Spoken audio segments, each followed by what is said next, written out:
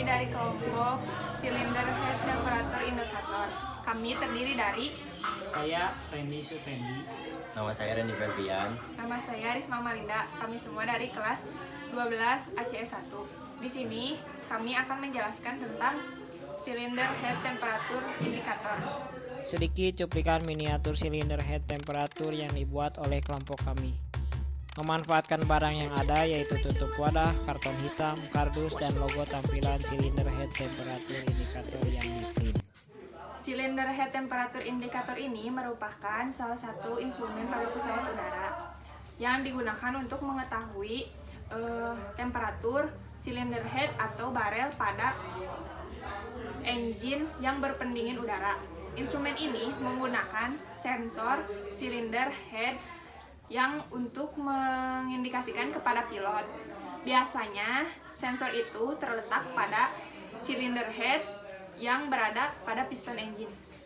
Cylinder Head Temperature Indicator ini terdiri dari sebuah indikator, thermocouple, dan thermocouple leads atau kabel thermocouple.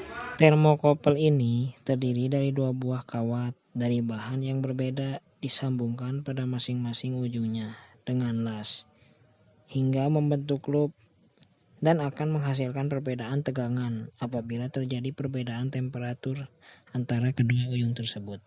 Dalam perbedaan temperatur tersebut, terdapat aliran arus listrik dari ujung yang lebih tinggi temperaturnya ke ujung yang lebih rendah temperaturnya.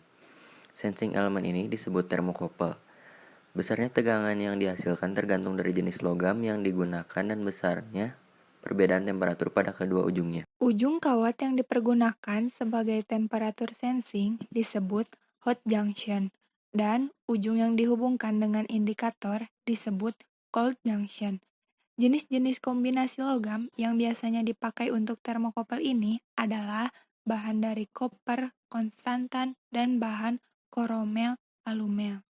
Indikator ini sangat diperlukan karena jika temperatur pada head cylinder ini terlalu tinggi, dapat menyebabkan terjadinya pembakaran dalam combustion chamber atau bisa disebut juga detonasi. Hal ini akan mengurangi tenaga yang dihasilkan oleh mesin sehingga membahayakan keselamatan penerbangan.